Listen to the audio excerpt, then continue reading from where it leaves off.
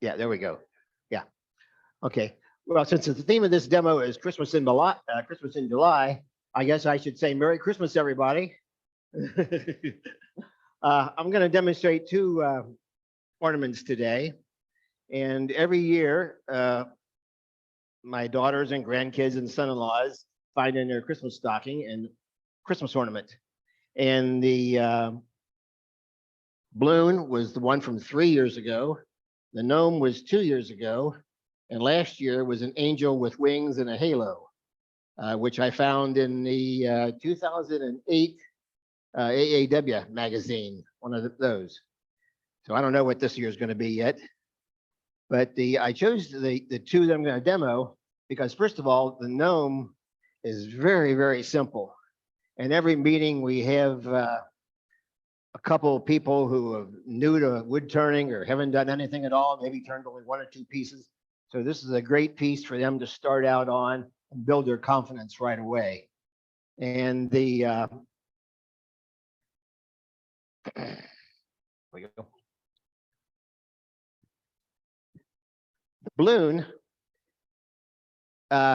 is really a vase, small vase, with the bottom rounded off. So there again, and you don't even have to really do much turning on the inside, worry about getting it nice and smooth or anything like that, because you're not going to look inside. So again, it's a little bit more difficult than the gnome, but it's still pretty simple. And I'm a segmenter, so pretty much all of these that I make are going to be segmented. If you're doing a solid piece, basically you're just going to hollow out more.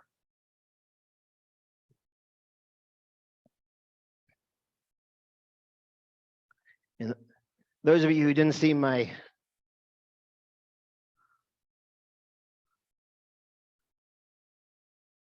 gnomes last time, here they are. Put different type of hats on. This is Yosemite Sam. I name all the pieces, and you see the cowboy that show up. You see the cowboy hat right there.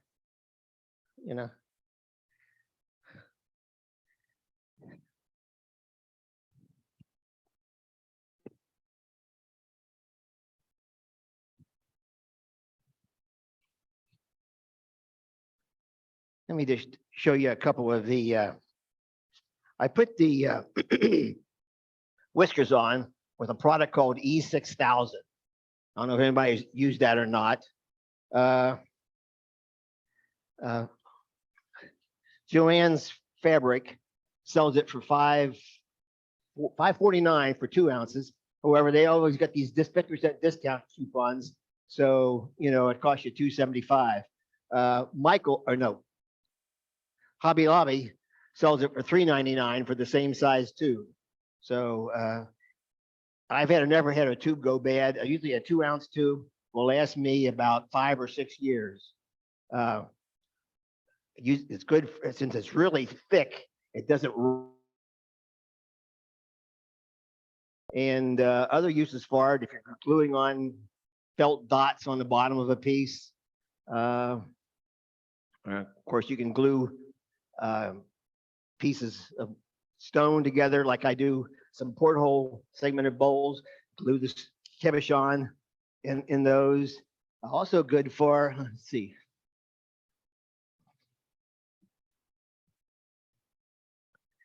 Has anybody had the metal on their various wood tools loosen a little bit after many, many years of use, and it kind of will wobble? You can put some down there and it will stay forever. So it's or $2.75 out like glitter glue, epoxy stuff,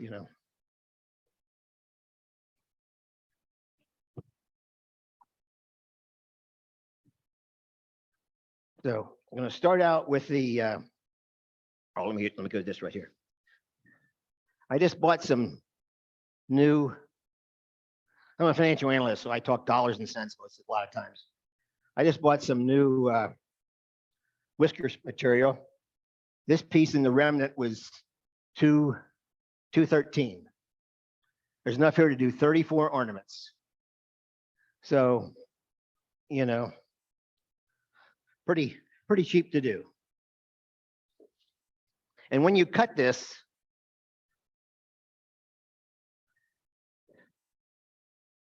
keep your, you can cut it.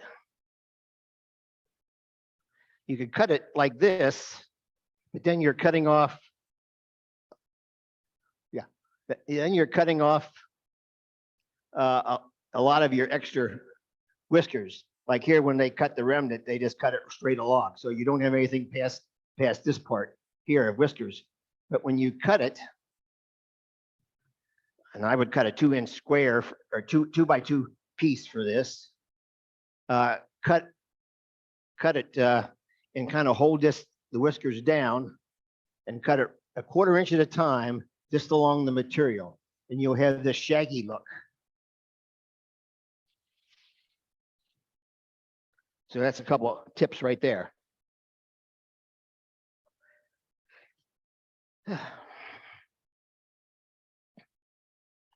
So let's get started turning this. Here's a piece of 1.5 inch maple. And the first thing to do is just bring it into round.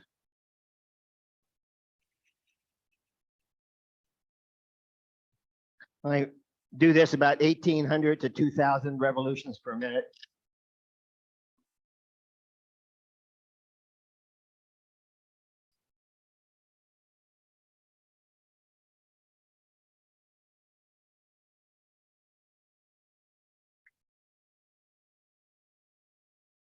Oops, still got a little bit to go.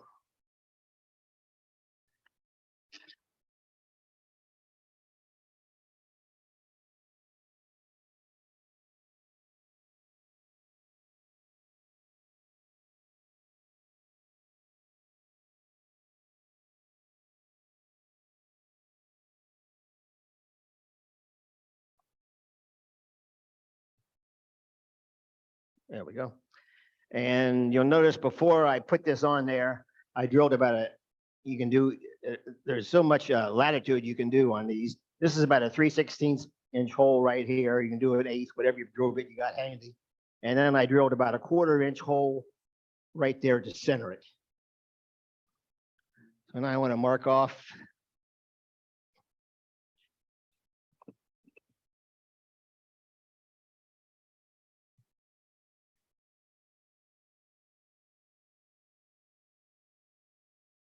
About 2 inches.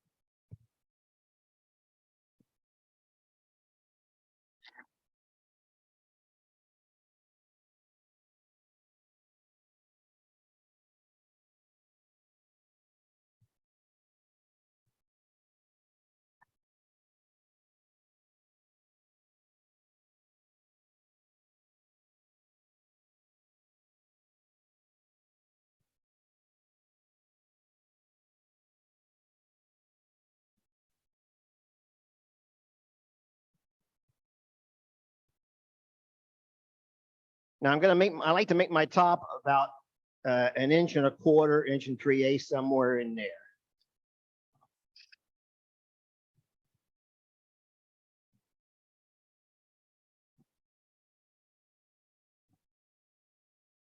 Take a little off the bottom.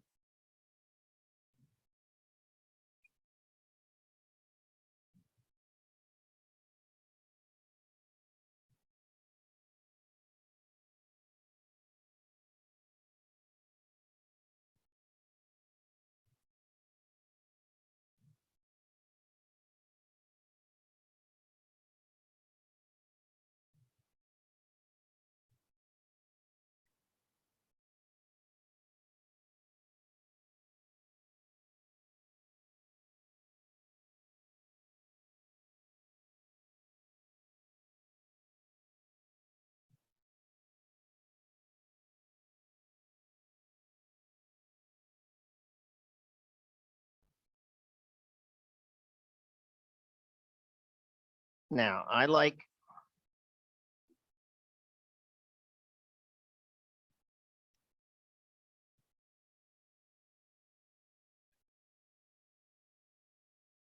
instead of having that straight across, I like to leave a little room for glue.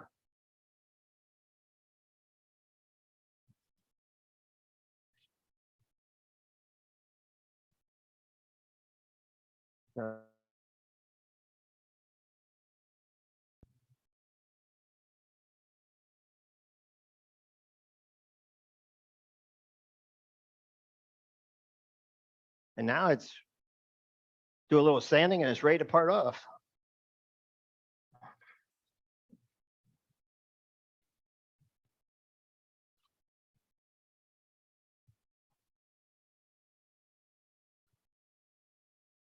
There we are. Yeah. Okay.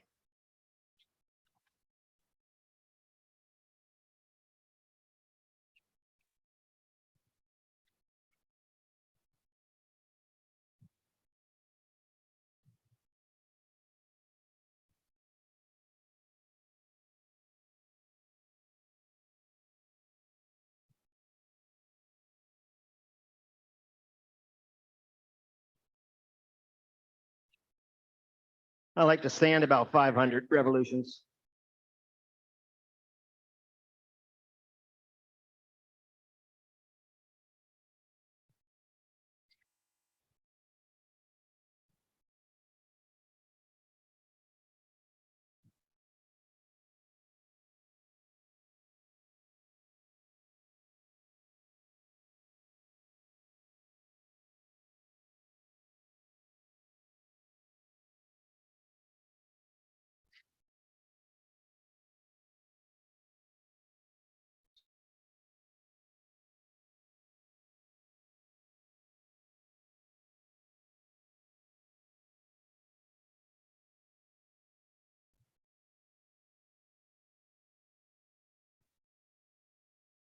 That works. Now we can part her off.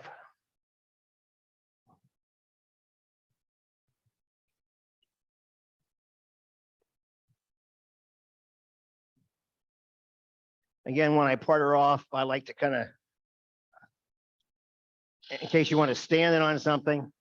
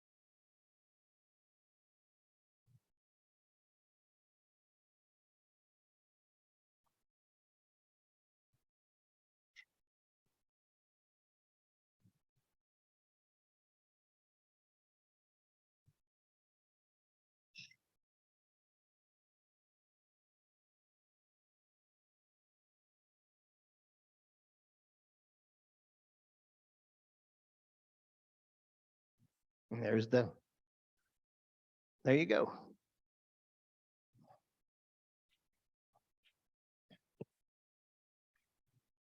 Now on the nose, you can either make a, like if you want a little cherry nose or something like that, you can put a different piece of wood in, but we got this little stub right here. So let's just use this.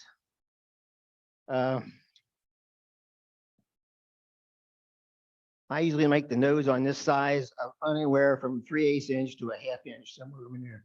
Again, there's not, you don't have to go down to the centimeter like I do when I do some of my segmented bowls.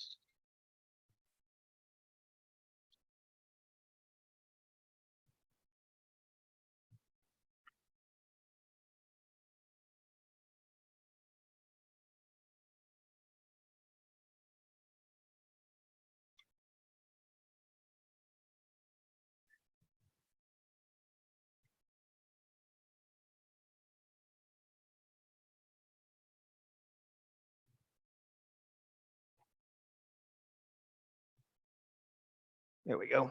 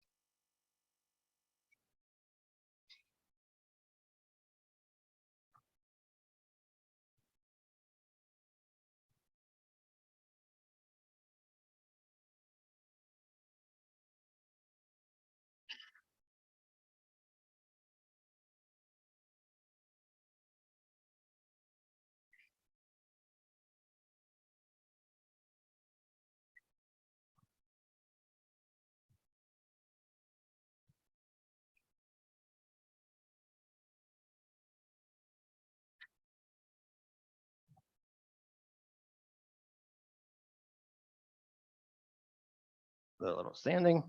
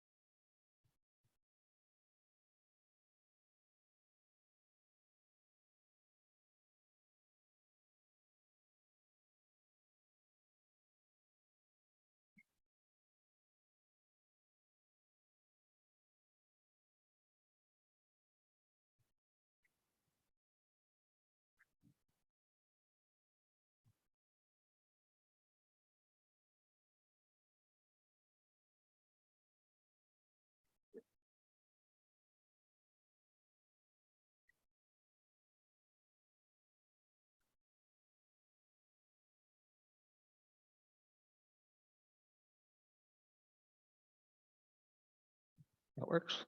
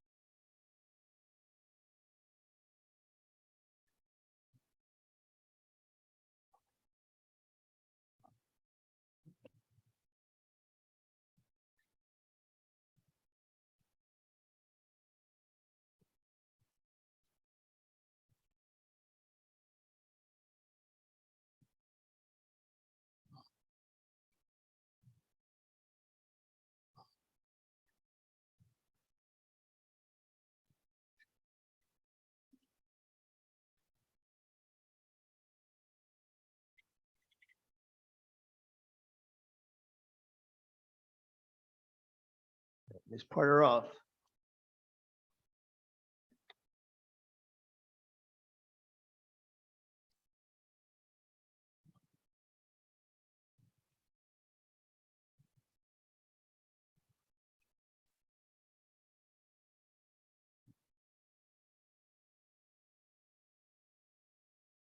There we go.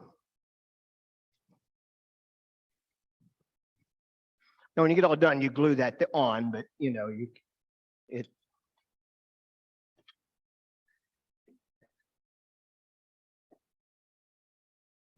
Now the fun part is making the hats.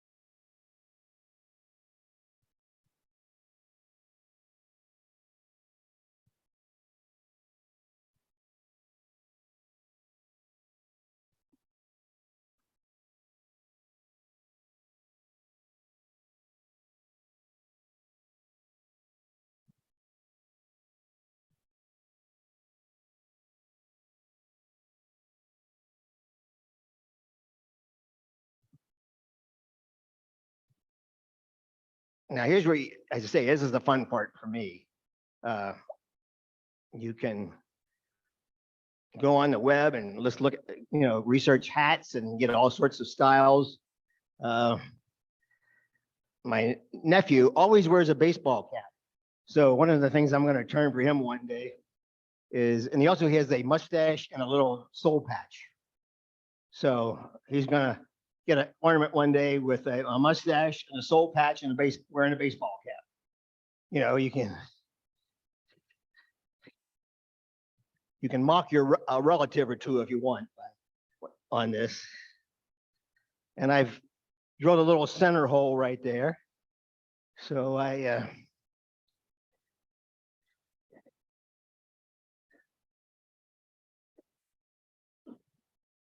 in case it loosens up, I can always get the exact center.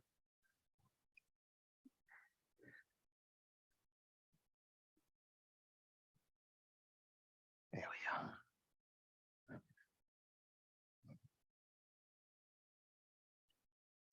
And these are really caricatures. So you can exaggerate on hats or noses or, you know, anything you do for them. Beards.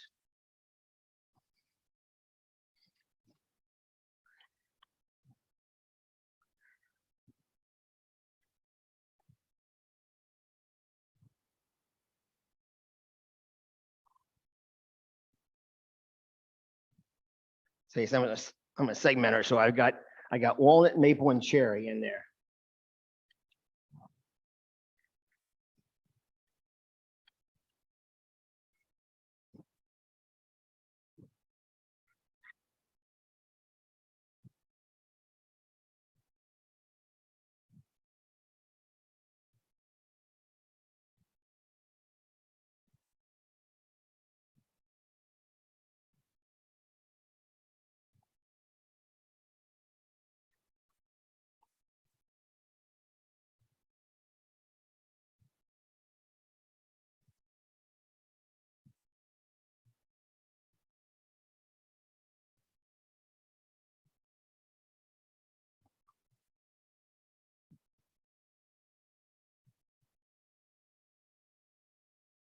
Check to make sure you're not hitting any place.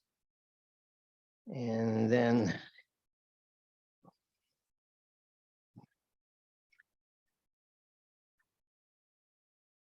I usually make my hats not too much smaller, unless I do like a bowler or something like that, than the ornament itself. So I think my hat, I'll make him about 1.5 inches tall. So first thing we do is just bring it in around.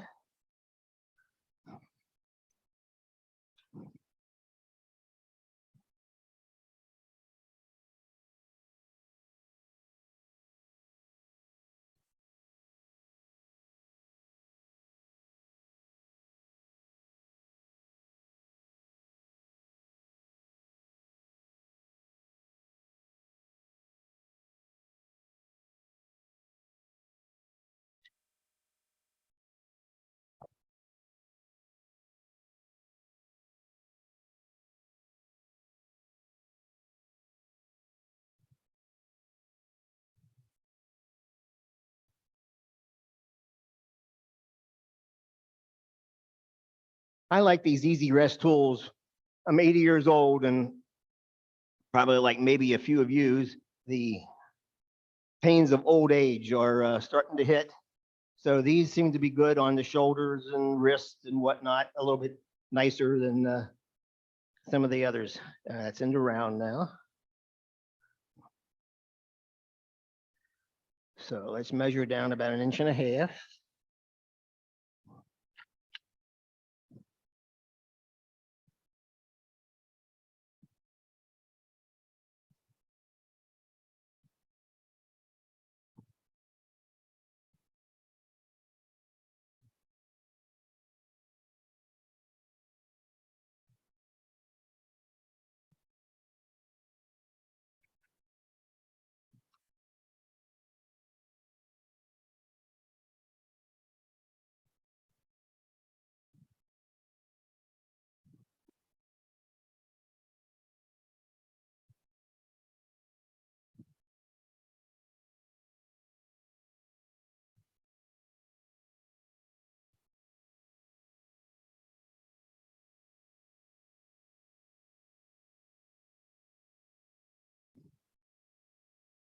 I usually like to make the brim of the hat about 1/4 inch bigger than the top.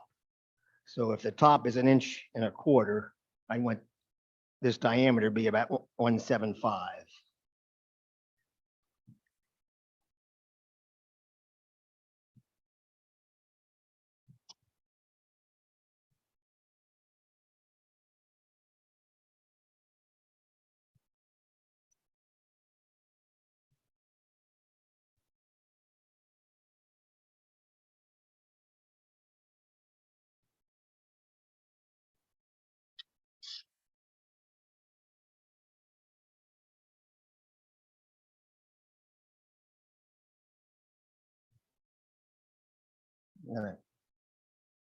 Make a rim.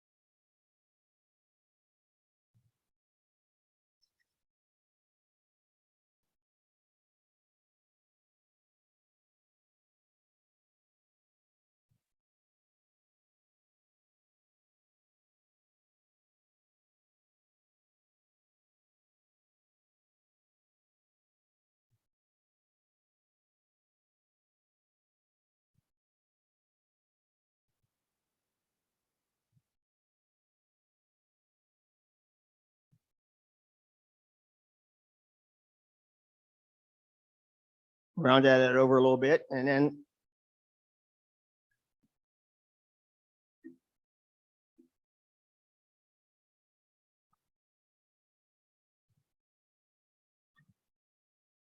I'm going to go in and take a little bit out of the middle of the hat.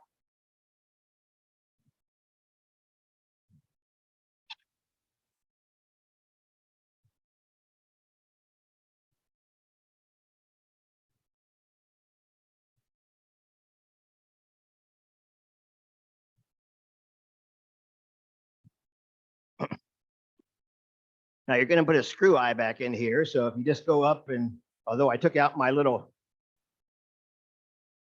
hole that tailstock made. I'm going to put it back so that tells me exactly where the middle is for the screw eye.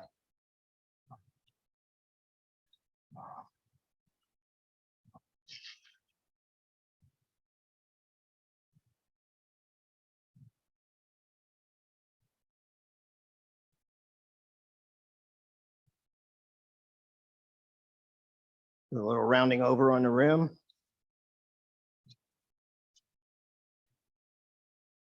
And not do that.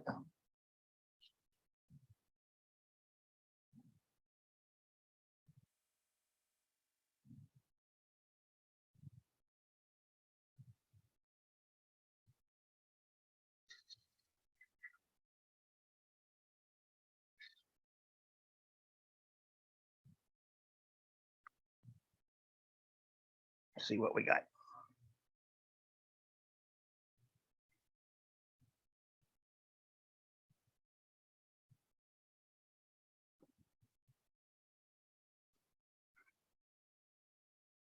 By doing these various layers, you get, is that showing through pretty well? And just stuff like that. I kind of always like that.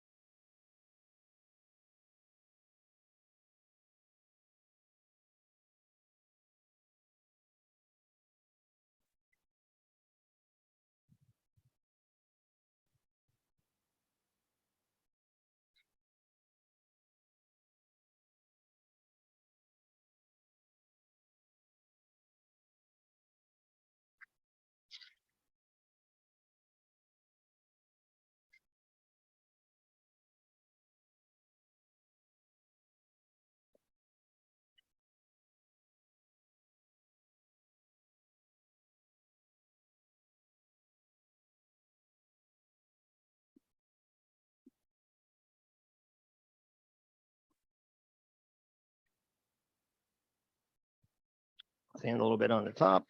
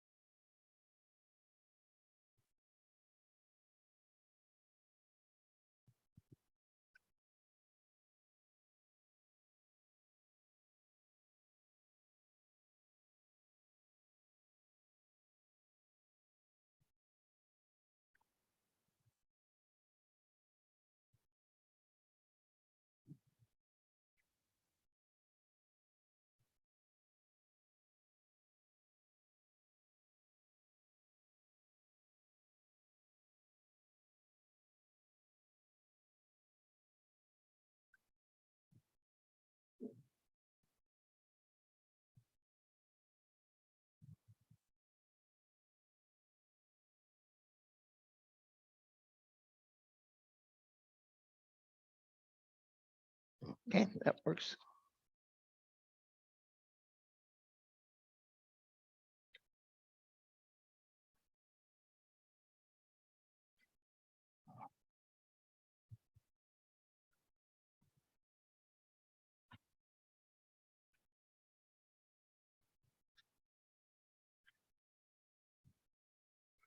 Now I'm gonna make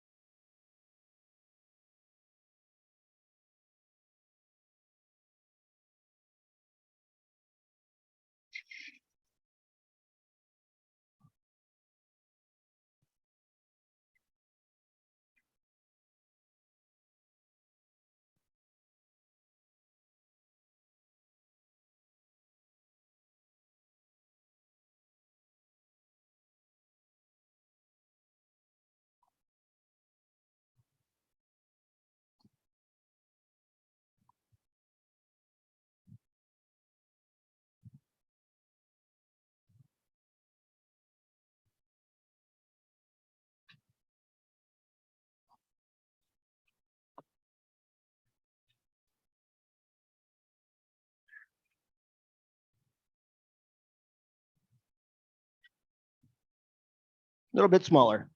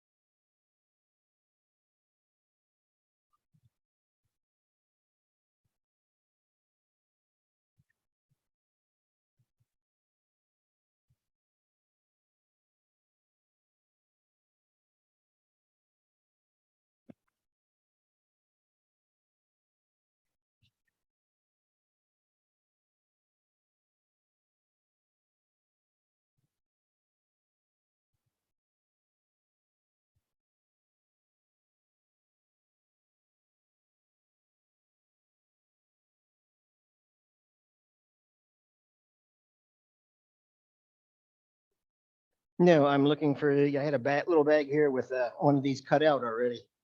Oh, here it, that is. Nope.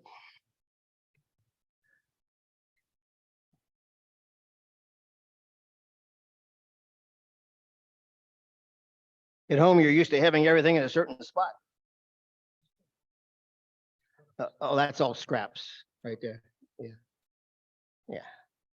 It's in a little, like a kitchen bag. Dum, dum, dum.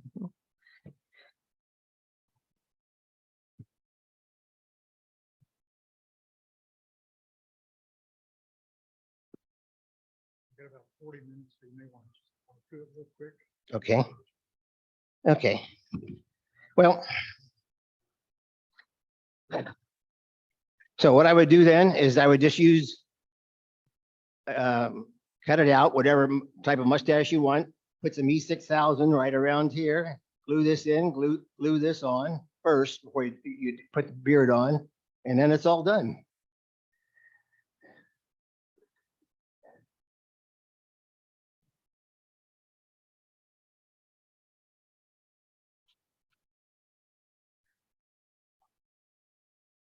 You say pretty simple.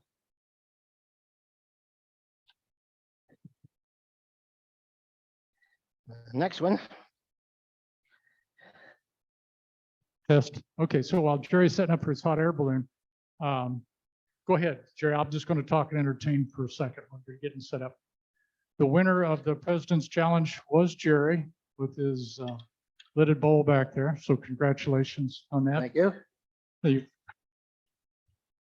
The door prizes all have a ticket on it, so don't leave. This we're not over yet. Okay, this is just halftime.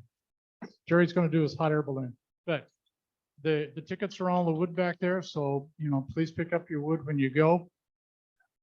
If you didn't win a door prize back there, and you're so unlucky, if there's any cherry left in that truck out there, consider that your door prize. Pick up a piece of cherry on your way home. Okay, fair enough. So while he continues to set up, just if you're making something like this, or anytime you're turning a little tenon on a part to match it with another one, what I found really helpful is if I'm going to make a tenon 7/30 seconds or something, I get a drill bit. That's what I use for the hole. Bam, 7/30 seconds. I then take an open-end wrench, grind an edge on the top of it, use it for a cutter, and you just get it down close to the size, run that wrench over it. You got a 7/30 seconds. If you're on a 3/8, 3/8. I got a series of open-end wrenches that I use for cutting those tenons. So handy way to go. Now, again, I've marked these with a little hole right in the center. So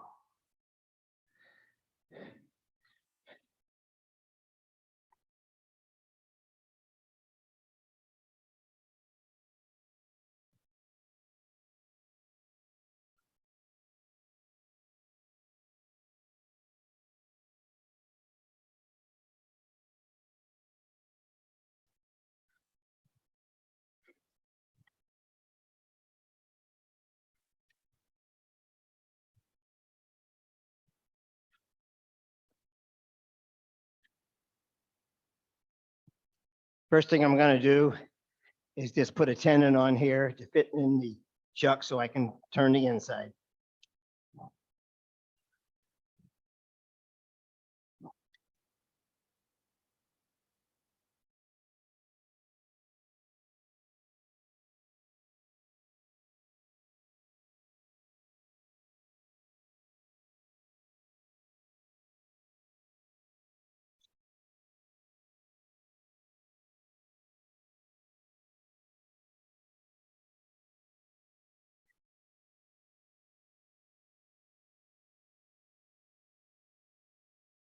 Miss my face shield, which I would normally use.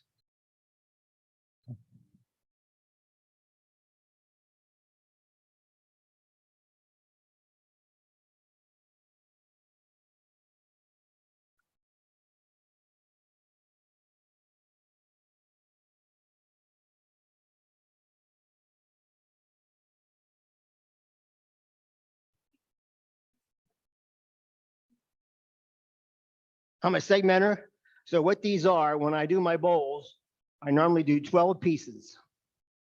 And if I come across the piece and I see a piece that looks a little suspicious, I'll make 13, sometimes 14, depending on how it is. And these are all scraps from all the various bowls I've made. Okay.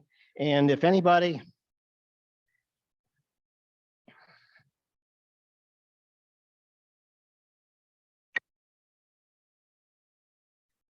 is thinking about segmenting, this is how your blocks should look, that tight, to be good when it turns it out. I'll pass this around and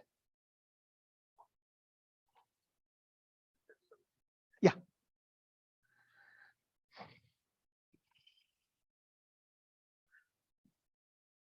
I've done some feature rings that have over 1,000 pieces in them. When I was telling somebody before, you know, it's taken maybe 40 hours to get all those glued together and lined up real nice and everything. And then it takes me an hour to turn the bowl. You know, they're like, phew.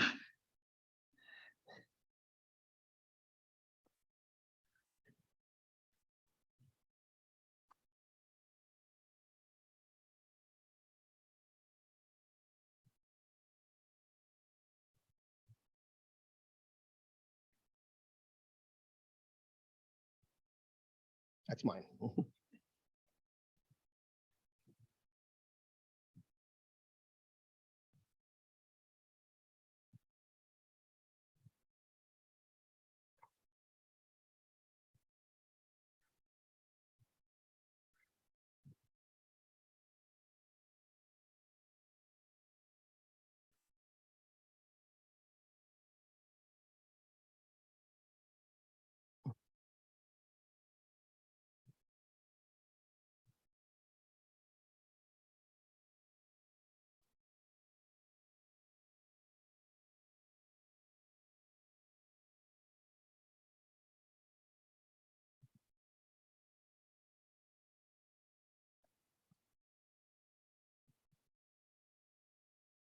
Making sure this is good and tight.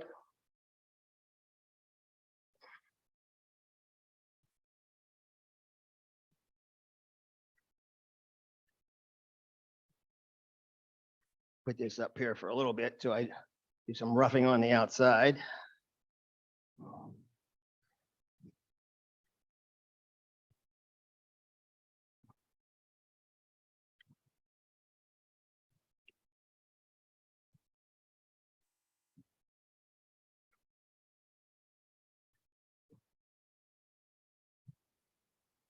Okay, this is going to be my top. This is my bottom.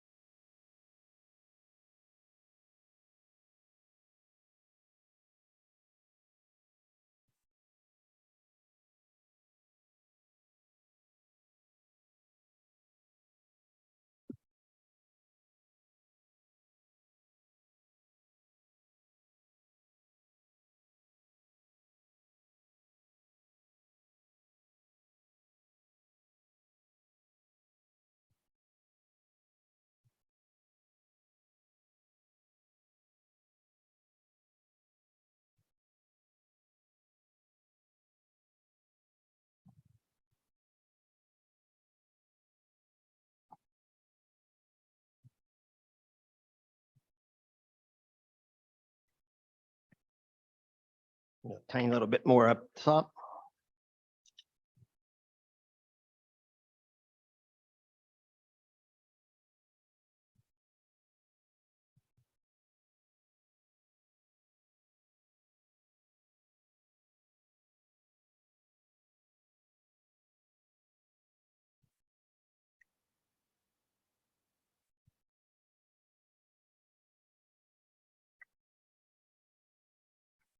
Can everybody see the design I put in here?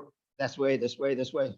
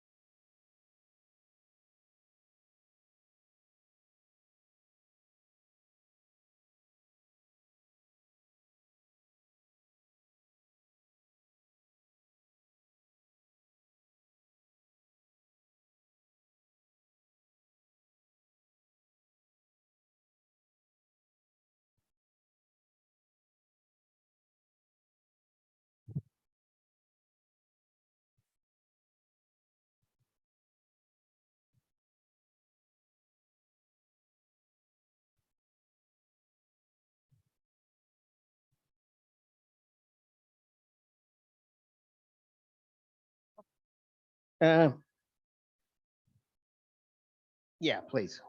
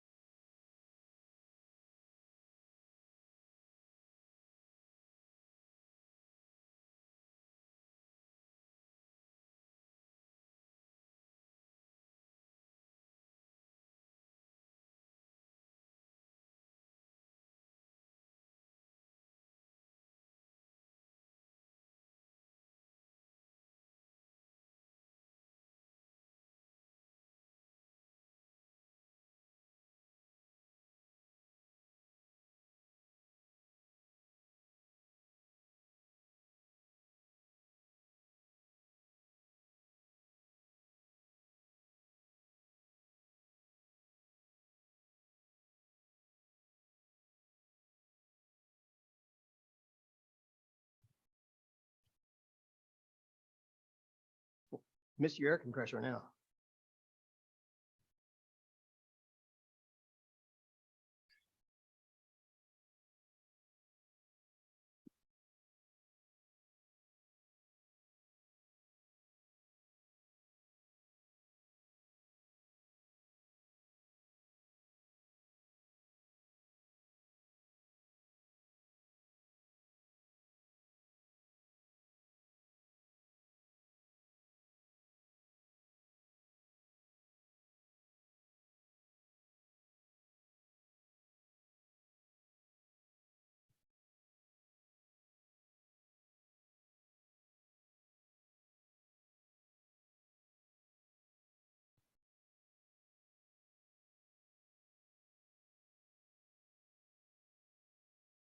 Trying to hurry this along. Charlie says we will start on time.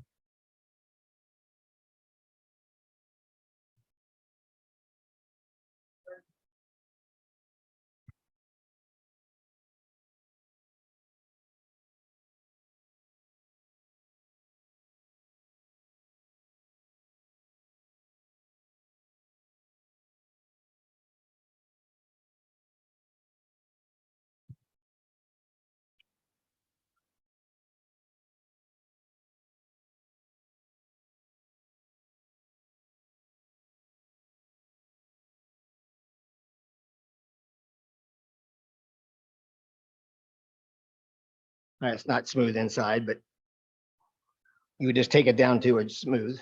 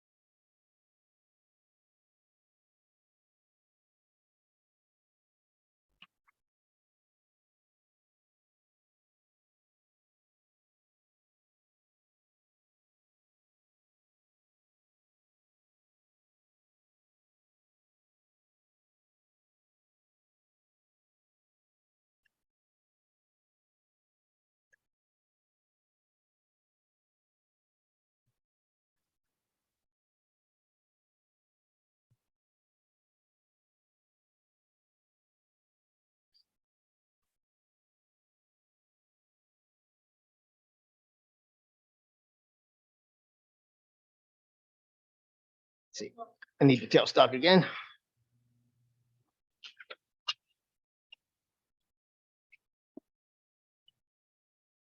Thank you.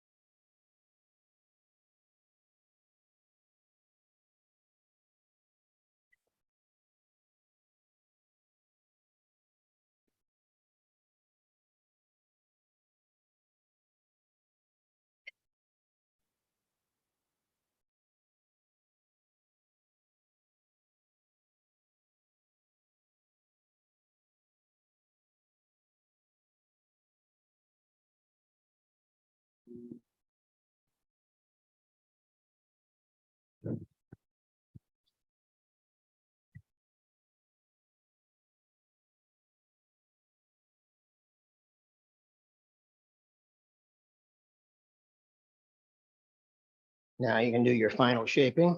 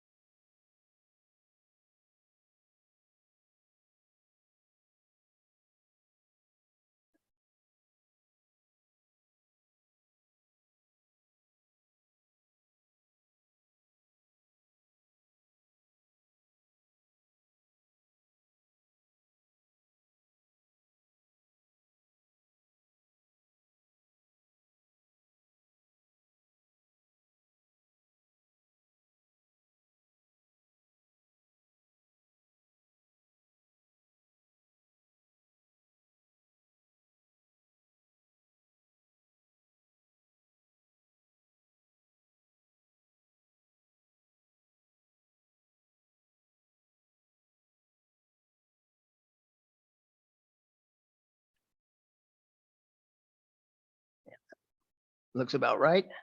A little sending. How much time we got left, Charlie? Oh, okay. We're good. We're good then.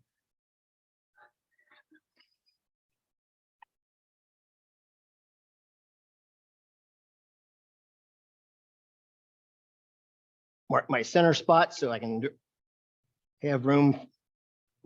No, right for put my screw eye to hang it. Do a little sanding on that.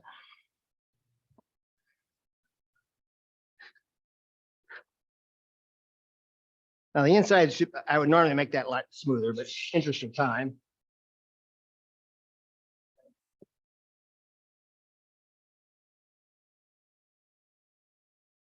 Of course, you're always supposed to get that out of the way, but I've been known not to do that.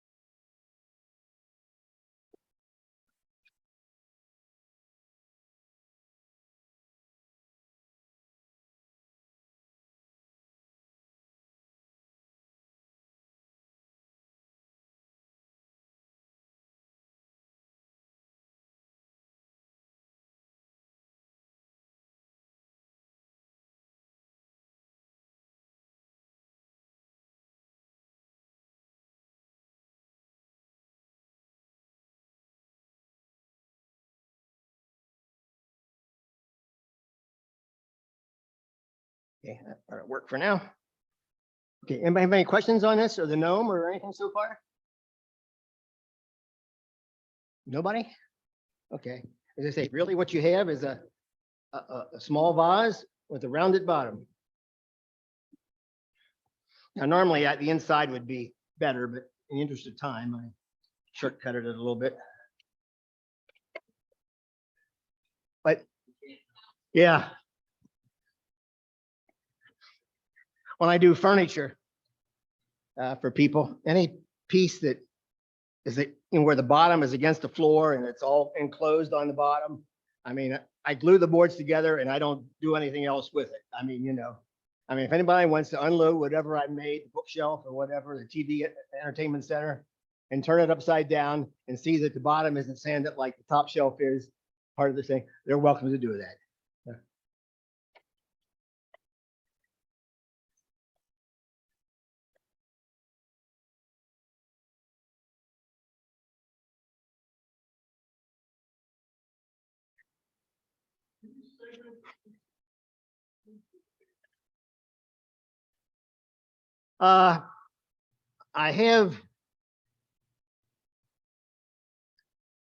I do things.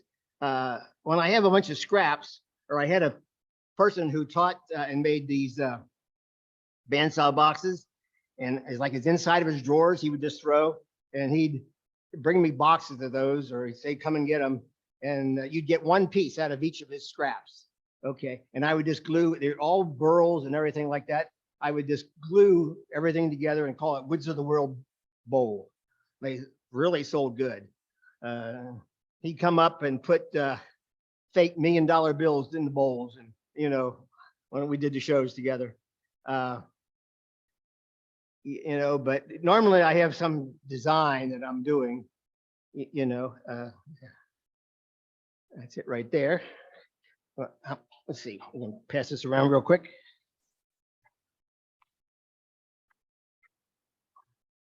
I normally it'd be sanded a little bit better and that, but okay.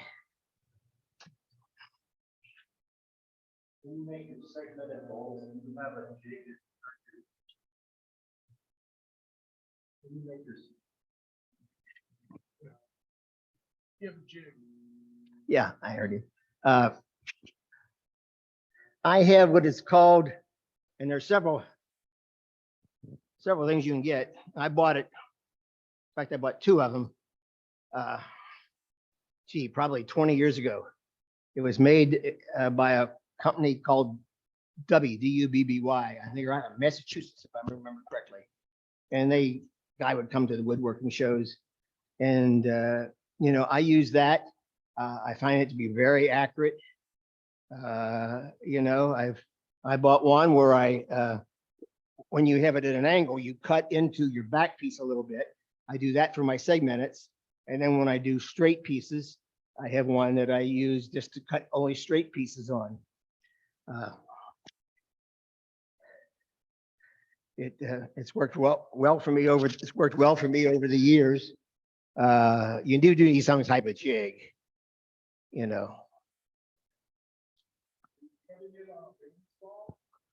No, table saw.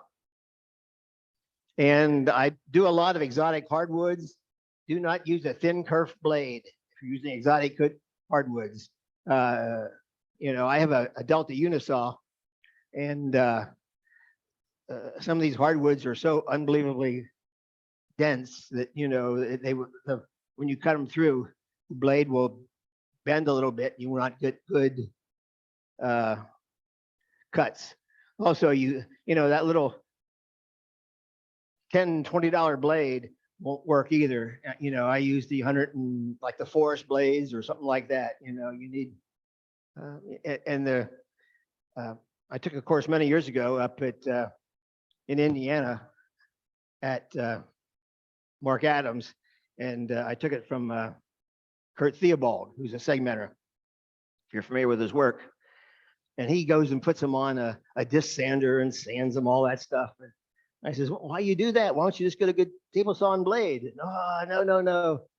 And my cuts with the jig and the good blade were better than what he was doing with all his sanding. Also, he got a little mad at me too.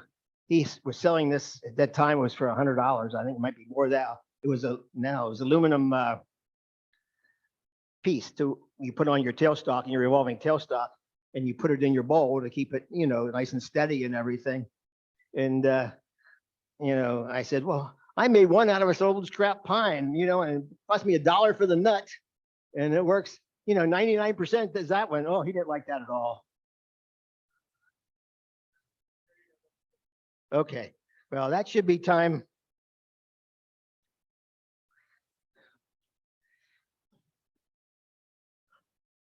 course, you got a hot air balloon, you need something to stand in. So this is a piece of Osage orange. Actually, it's from 3 years ago when I turned my other ones for the stockings. And I've drilled a hole in here. And let's put it in this.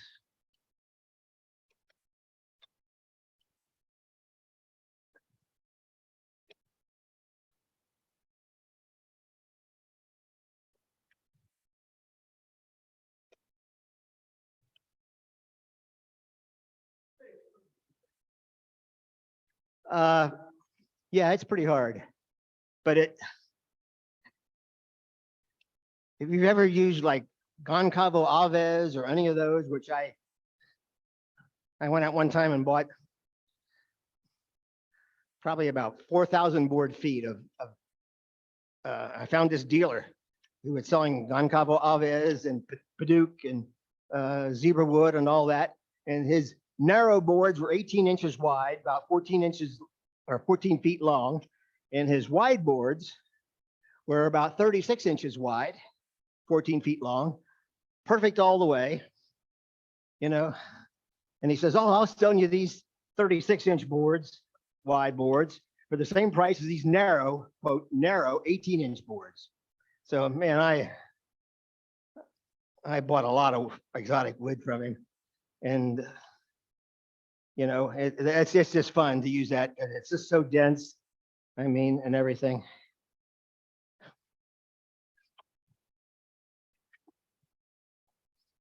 Again, with this in here, I know it's centered exactly, you know.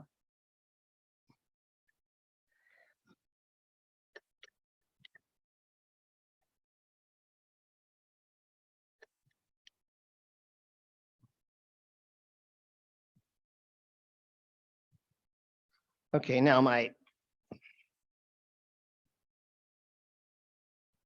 baskets are 1.25 inches long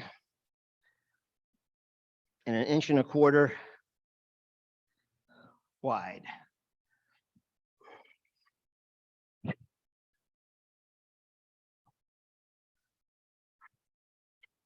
So there's my 1.25 inches.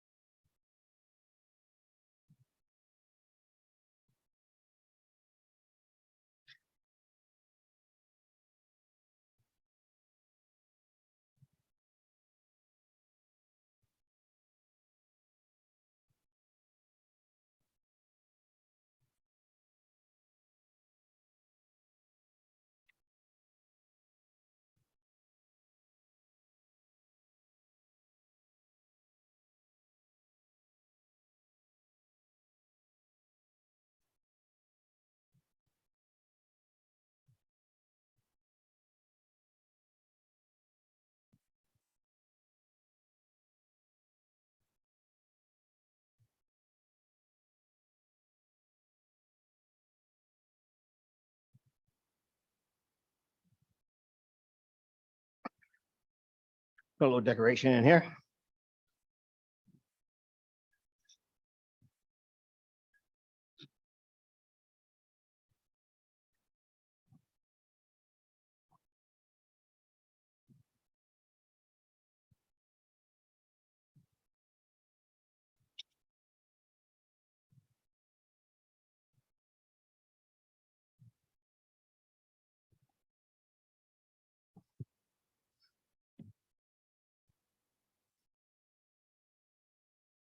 You make yourself some of these, just piece wires and scrap dowels.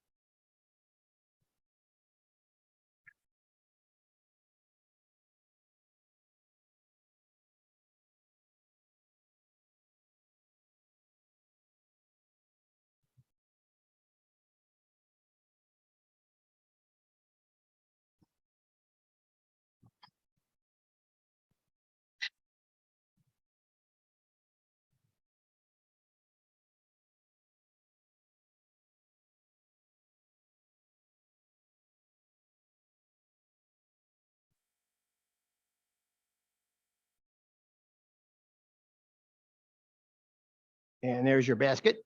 Trim off that little knob there when you're done. Where is my balloon top? Ah, okay, good. Now, when you put these together, drill your 4 holes in here, and drill your 4 holes up there, kind of on the same plane, if you know what I mean. And a nice thing to put those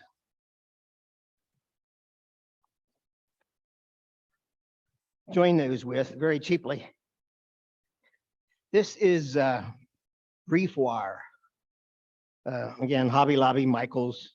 The price on here is $1.99. I forget. Oh, okay, yeah. Yeah. Used to teaching at John Campbell. We don't have these. And let's see, how many yards does it say? 20 gauge.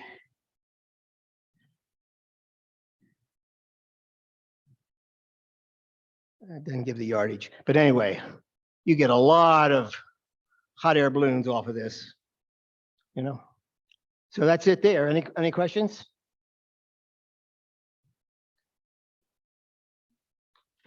Thank you. As I said, they're good. If you're a new turner, they're good things to play around with, and especially on the gnomes. You get a lot of bang for your buck if you give them to somebody and that.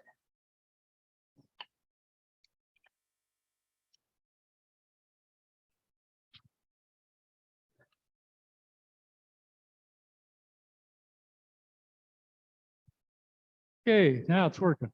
Okay, thank you, Jerry. Appreciate it. So President's Challenge for next month, you get your choice, either or. You can do both, but you get to enter one. Enter a gnome or a hot air balloon. And with the glow being, here part of St. Louis, I expect a lot of variety. I'm expecting at least one bunny shaped hot air balloon, maybe something like an energized battery. I will say that Jerry had a great shape on that balloon. It's kind of like carving shoes or something like that. You don't know what a shoe looks like till you start carving one. So to get a shape of a hot air balloon is not that easy. So it may look like a light bulb, but it doesn't really look like a light bulb. So check them out. And also, if you're decorating, I use the segmented, but if you're decorating a solid piece of wood, it's a great place to practice. Like you want to do basket weave, you want to do some painting with the airbrush, wood burning. I asked Wayne a couple months ago. He came in, I guess 6-8 months ago, demonstrating how you can transfer with heat designs from the Xerox that you use, where you have to have toner, right, Wayne?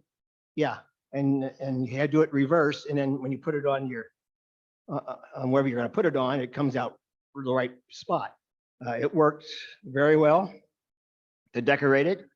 You can put like the Smiths or Christmas 2023 or whatever on there. So that's all I have. Thank you, guys. Great. Yeah, a lot of variety you can include on it. See you next month. Thank you all.